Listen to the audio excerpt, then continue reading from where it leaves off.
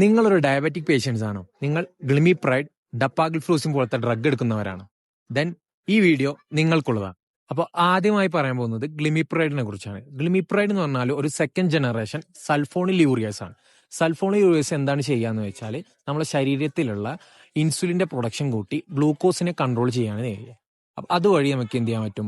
ഡയബറ്റീസിനെ control ചെയ്യാൻ പറ്റും. അപ്പോൾ ഈ ഒരു മരുന്ന് കഴിക്കുമ്പോൾ ശ്രദ്ധിക്കേണ്ട ഒരു ഇമ്പോർട്ടന്റ് ആയിട്ടുള്ള ഒരു കാര്യമുണ്ട്. അധിക പേരും ഈ ഒരു മരുന്ന് എടുക്കുക ഭക്ഷണത്തിന് ശേഷമായിരിക്കും. ഭക്ഷണത്തിന് ശേഷം നമ്മൾ ഈ മരുന്ന് എടുത്തു കഴിഞ്ഞാൽ ഈ മരുന്നിന്റെ എഫക്റ്റ് 12% കുറയാനുള്ള ചാൻസ് ഉണ്ട്.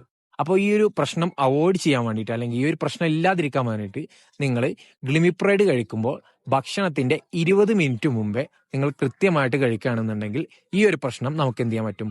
അവോയ്ഡ് ചെയ്യാൻ പറ്റും. അടുത്തതായി പറയാൻ പോകുന്നത് ഡപ്പാഗ്ലിഫ്ലോസിനെ കുറിച്ചാണ്.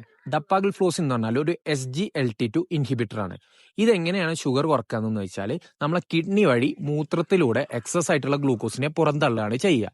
അപ്പോൾ ഈ ഡപ്പാഗ്ലിഫ്ലോസിൻ കഴിക്കുമ്പോൾ നിർബന്ധമായും ശ്രദ്ധിക്കേണ്ട ഒരു കാര്യമുണ്ട്. അത് ഡപ്പാഗ്ലിഫ്ലോസിൻ കഴിക്കുമ്പോൾ നിങ്ങൾ എന്ത് ചെയ്യണം? ഹൈ ഫാറ്റി മീൽ, അതായത് കൊഴുപ്പ് കൂടിയ ഭക്ഷണങ്ങൾ ഒഴിവാക്കണം. എന്താന്ന് വെച്ചാൽ ഡപ്പാഗ്ലിഫ്ലോസിന്റെ ബയോബിലിറ്റി എന്ന് പറയുന്നത് 78%. അപ്പോൾ ഈ ഹൈ ഫാറ്റി മീൽ അല്ലെങ്കിൽ കൊഴുപ്പ് കൂടിയ ഭക്ഷണം കഴിക്കുന്നതിലൂടെ അതിന്റെ എഫക്റ്റ് എന്ന് പറഞ്ഞാൽ 78% നിന്നും 50% കുറയും. അപ്പോൾ നമ്മുടെ മരുന്നിന്റെ എഫക്റ്റ് പൂർണ്ണമായിട്ട് നിങ്ങൾക്ക് കിട്ടില്ല. അപ്പോൾ ഡപ്പാഗ്ലിഫ്ലോസിൻ കഴിക്കുന്ന ആളാണ് നിങ്ങളെങ്കിൽ ഹൈ ഫാറ്റി മീൽ അഥവാ കൊഴുപ്പുള്ള ഭക്ഷണങ്ങൾ മാക്സിമം ഒഴിവാക്കണം.